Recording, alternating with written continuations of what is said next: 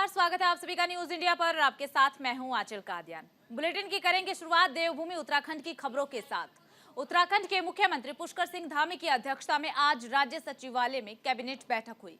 बैठक में 15 प्रस्ताव पर मुहर लगी। इस बैठक में कई बड़े फैसलों पर निर्णय लिए गए। बता दें कि वन टाइम सेटलमेंट स्कीम में संशोधन का निर्णय लिया। इसके अलावा नजूल नीति की अवधि भी बढ़ाई गई है। छावनी परिषद से नागरिक क्षेत्रों को भी अलग किया जाएगा। हरिद्वार ऋषिकेश गंगा कॉरिडोर परियोजना को UIIDB संचालित करेगा। इसके अलावा कई अन्य निर्णय लिए गए। तो सीएम पुष्कर सिंह धामी की अध्यक्षता में कैबिनेट की बैठक और बैठक में लिए गए कई अहम फैसले। 15 प्रस्तावों पर कैबिनेट की बैठक में मुहर लगी है। हजारों परिवारों को मिली इन प्रस्तावों से राहत। तो इस वक्त की बड़ी खबर आपको बता रहे हैं। आज मुख्यमंत्री पुष्कर सिंह धामी की अध्यक्षता में कैबिनेट की बैठक हुई है। बैठक में कई प्रस्ताव रखे गए, लेकिन इन प्रस्तावों में से 15 प्रस्ताव पर मुहर लगी है। हजारों परिवारों को राहत मिली। और देखिए, आपको बता दें कि 15 प्रस्ताव पर मोहर आज की बैठक में लगी है। इस बैठक में कई बड़े फैसलों पर भी निर्णय लिए गए। वन टाइम सेटलमेंट स्कीम में संशोधन का निर्णय लिया गया।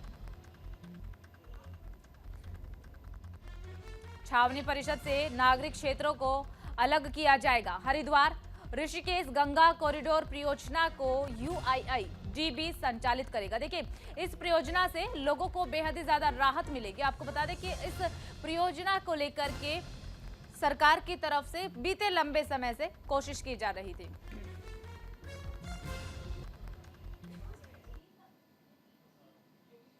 सरकार ये काफी परस्यू कर रही है कि सारे भारत में जो कैंट एरिया हैं इनको केवल आर्मी वाला एरिया उनके पास रहे, बाकी जो कैंट बोर्ड है जहाँ सिविलियन पॉपुलेशन रहती है उसको नगर निगम या बाकी स्थानीय निकाय में सम्मिलित कर दिया जाए, ताकि वहाँ के लोगों ने उनमें काफी दिक्कतें महसूस करते हैं कि कई तरह की वहाँ परमिशन कैंट बोर्ड में नहीं हो पाती। और इसमें काफी बैठकें उत्तराखंड में भी हुई। 7 नगर कैंट बोर्ड उत्तराखंड में भी हैं और आज की कैबिनेट ने सैद्धांतिक सहमति दी। चलिए खबरों में आगे बढ़ते हैं। लक्सर में निकाली गई किसान सम्मान यात्रा। पूर्व सीएम हरीश रावत किसान सम्मान यात्रा में शामिल हुए। गन्ने का मूल्य 425 रुपए से ज्यादा करने की मांग। यात्रा में कई कांग्रेसी विधायकों ने भी शिरकत की। बीजेपी नेताओं के मानने पर भी नहीं माने किसान। देखिए, बीजेपी नेताओं की तरफ से लगातार कोशिश की जा रही है कि किसान मान जाए, लेकिन फिर भी किसान नहीं माने। अब पूर्व सीएम हरीश रावत किसान यात्रा में शामिल हुए हैं। इसके साथ कांग्रेस के कई विधायक भी इस यात्रा में शामिल हुए। गन्ना मूल्य घोषित किए जाने और बाढ़ पीड़ितों को मुआवजा राशि बढ़ाकर दिए जाने की मांग को लेकर के पूर्व मुख्यमंत्री हरीश रावत के नेतृत्व में कांग्रेस कार्यकर्ताओं ने लक्सर में किसान सम्मान यात्रा निकाली है। यात्रा में हरीश रावत के साथ कांग्रेस के कई विधायक भी शामिल हुए हैं। बीजेपी की तरफ से लगातार कोशिश की जा रही है किसानों को मनाने की, लेकिन हर एक कोशिश बीजेपी की नाकाम साबित हो रही है, क्योंकि किसान मानने के लिए तैयार नहीं है। किसान के मन में वो आग है। आपने पहले किसान का फसल चौपट हुई, उसका मुआवजा नहीं दिया भी तो नाम मात्र का दिया, जहां दिया भी जो। फिर लोगों को पेस्टिसाइड नहीं मिला, उनका गन्ना बर्बाद हुआ। खाद नहीं मिली, गेहूं में समय पर खाद नहीं दे सके, DAP आज नहीं मिला जो है। और अब किसान को जो है गन्ने का उसका उत्पाद है, आपने 2 महीने हो गए तुमको पिराई सत्र जारी रखे हुए, और इस 2 महीने के अंदर तुम खरीद मूल्य निर्धारित नहीं कर पाए हो गन्ने का। देखिए, आज किसान सम्मान यात्रा हमने हरीश रावत जी के नेतृत्व में निकाली है। ये बहुत ही दुखद विषय है कि पेराई सत्र शुरू हुआ है और गन्ने का मूल्य आज तक अभी तक भी सरकार घोषित नहीं कर पाई है। इसमें 2 चीजें निकल के आती है, या तो सरकार करना नहीं चाहती है या उसको करना आता नहीं। तो सरकार को अपना स्टैंड क्लियर करना चाहिए। एक और तो उनके प्रधानमंत्री बड़ा बेबाक तरीके से 56 इंच की जुबान के साथ बोलते हैं कि हम किसानों की आय दुगनी करेंगे। दुगनी कैसे करोगे? उसका विजन क्या है?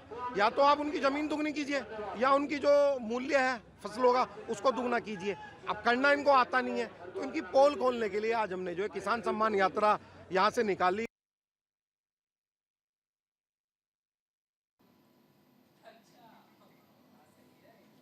पूर्व मुख्यमंत्री हरीश रावत ने अंकिता भंडारी हत्याकांड को लेकर के न्यूज इंडिया से खास बातचीत करते हुए कहा कि सरकार की अभी तक की कार्रवाई से अंकिता के मां बाप और प्रदेश के लोग संतुष्ट नहीं हैं। सरकार के अड़ियल रवैये के खिलाफ और परिवार को न्याय ना दिलाने को लेकर के कांग्रेस न्याय यात्रा निकालने की तैयारी में है। हमारे संवाददाता जसवीर सिंह ने पूर्व मुख्यमंत्री हरीश रावत से खास बातचीत की। इस खास बातचीत के दौरान हरीश रावत की तरफ से क्या कुछ कहा गया, ये आपको सुनवाते हैं। पूर्व मुख्यमंत्री हरीश रावत जी हमारे साथ में है, बात कर लेते हैं। सर, कांग्रेस ने अंकिता भंडारी हत्याकांड को लेकर के एक बार फिर हल्ला मचाना शुरू कर दिया और ऐलान कर दिया 14, 15, 16 को न्याय यात्रा निकालेंगे। सरकार की अब तक की जांच पर संतुष्ट नहीं आप? उसके माँ बाप संतुष्ट नहीं है, पूरे प्रदेश के लोग संतुष्ट नहीं है। तुमने साक्ष्य नष्ट करने वालों को अपराधी घोषित नहीं किया, उनके अपराधी मान करके उनके ऊपर केस नहीं चला है। जय जी का नाम उसके माँ बाप बता रहे हैं, जिसको अंकिता ने स्वयं कहा, उसके बयान में सम्मिलित है। आपने उसके ऊपर कोई कार्रवाई तक नहीं की है, तो कैसे प्रदेश कांग्रेस संतुष्ट हो जाएगी या कांग्रेस या राज्य के लोग संतुष्ट हो जाएंगे? इसलिए न्याय यात्रा निकाली जाएगी। और आज तो हम किसान सम्मान यात्रा निकाल रहे हैं। ये है गन्ने का खरीद मूल्य घोषित करो और घोषित करो इस मांग। नहीं, ऐसा लगता है कि देर हो गई है इस मसले को लेकर भी, जो किसानों का मसला है। चूंकि अब तो मुझे लगा कि उत्तर प्रदेश में घोषित हो चुका है, लगभग होने वाला, तो अब तो सरकार करेगी। आपको 10 दिन पहले ही जाना चाहिए। स्वास्थ्य खराब दिवस नहीं आएगा आप?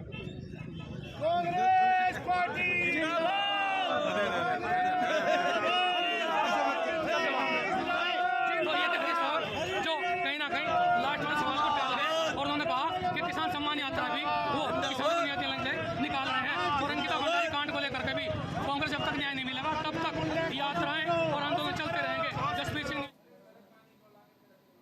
स्वास्थ्य विभाग कोरोना के नए वेरिएंट को लेकर के गंभीर है। इसे लेकर हरिद्वार के सीएमओ डॉक्टर अशोक तोमर और एसीएमओ डॉक्टर अनिल वर्मा ने न्यूज इंडिया से खास बातचीत करते हुए बताया है कि जनपद सरकारी अस्पतालों में आइसोलेशन वार्ड बनाने के साथ साथ स्वास्थ्य टीम ने रैंडम जांच का कार्य भी शुरू किया है।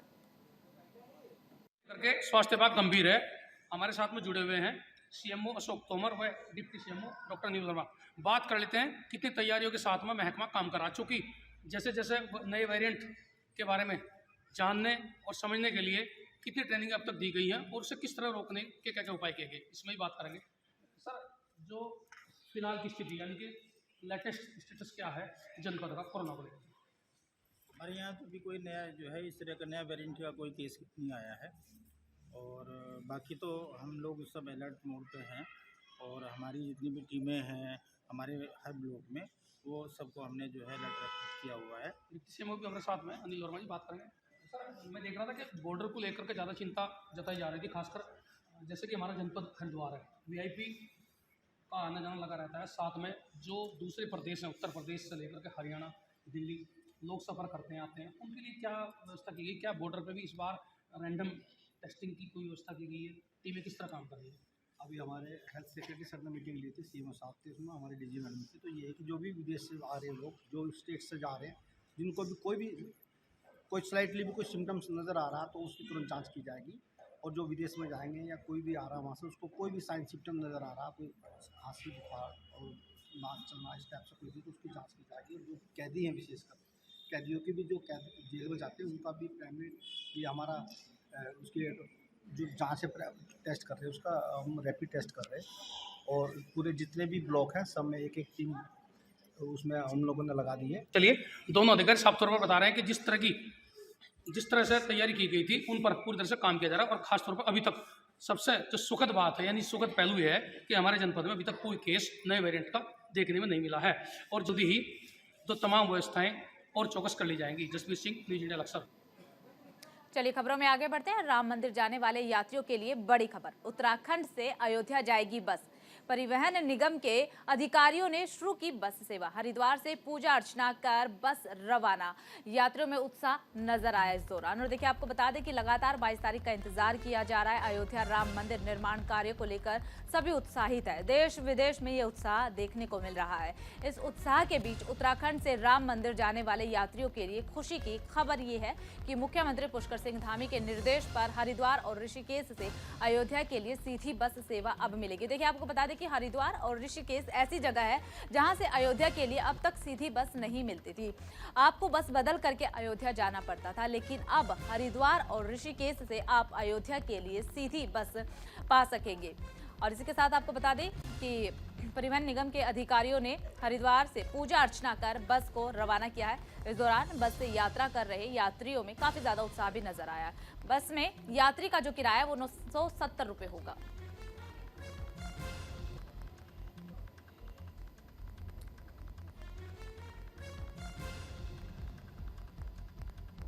तो राम भक्तों में काफी ज्यादा उत्साह नजर आया। ऋषिकेश और हरिद्वार से अब सीधी बस सेवा मिलेगी अयोध्या के लिए और किराया होगा 970 रुपए। ये बस ऋषिकेश से हरिद्वार के लिए शाम 7 बजे निकलेगी और रात 8:30 बजे हरिद्वार। चलिए खबरों में आगे बढ़ते हैं और जिक्र हरिद्वार का कर लेते हैं। हरिद्वार में विजिलेंस से जुड़ी हुई बड़ी खबर। 30,000 की रिश्वत लेते पीआरडी जवान गिरफ्तार किए गए हैं। विजिलेंस टीम को देखकर दरोगा फरार। हरिद्वार में विजिलेंस की बड़ी कार्रवाई देखने को मिली है। 30,000 की रिश्वत लेते हुए पीआरडी जवान गिरफ्तार। विजिलेंस टीम को देखकर दरोगा फरार। दरोगा और पीआरडी जवान के खिलाफ मुकदमा दर्ज। दरोगा की तलाश में जुटी विजिलेंस की टीम हरिद्वार के बहादुराबाद की शांतर शाह चौकी में मारपीट के मामले में एफआईआर लगाने के नाम पर रिश्वत ले रहा था दरोगा। विजिलेंस की टीम को देखकर मौके से दरोगा फरार हो गया, जबकि उसका सहयोगी पीआरडी जवान 30,000 की रिश्वत लेते हुए पकड़ा गया है। पूछताछ के बाद विजिलेंस की टीम आरोपी को अपने साथ देहरादून ले गई। एसएसपी महोदय के निर्देशानुसार ये कार्रवाई करी जा रही है ताकि हम अवैध खनन पर अंकुश लगा सकें।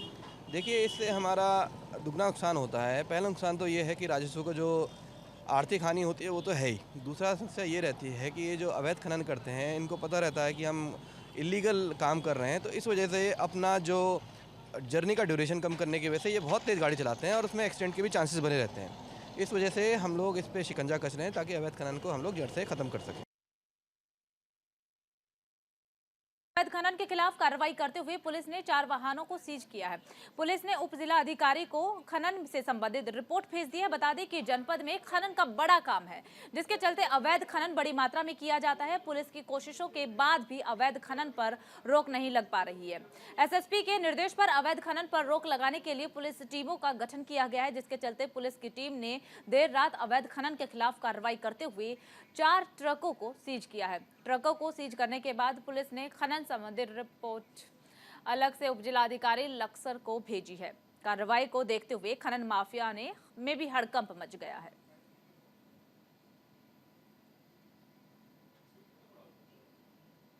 चलिए अब खबरों में आगे बढ़ते हैं और जिक्र ठंड का कर लेते हैं कि किस तरीके से कड़ाके की ठंड पड़ रही है। उत्तर भारत में ठंड और कोहरे का डबल अटैक देखने को मिल रहा है। आम जन की मुश्किलें लगातार बढ़ती हुई जा रही है। कड़ाके की सर्दी से तापमान गिरा है। बढ़ती ठंड को देख लोग अलाव का सहारा ले रहे हैं। और देखिए, लगातार जिस तरीके से ठंड का कहर बढ़ता जा रहा है, आज सुबह भी घना कोहरा था। कोहरे की वजह से विजिबिलिटी कम हो गई और लोगों को खासी दिक्कतों का सामना करना पड़ता है। ऐसे में बढ़ती हुई ठंड को देखते हुए लोग ठंड से बचने के लिए अलाव का सहारा ले रहे हैं। पूरा उत्तर भारत कड़ाके की सर्दी की चपेट में है। मैदानी इलाकों में घना कोहरा, आम जनमानस की मुश्किलें बढ़ रही है। और फिलहाल इस बुलेटिन में सिर्फ इतना ही। बाकी खबरों के लिए बने रहिए न्यूज़ इंडिया के साथ।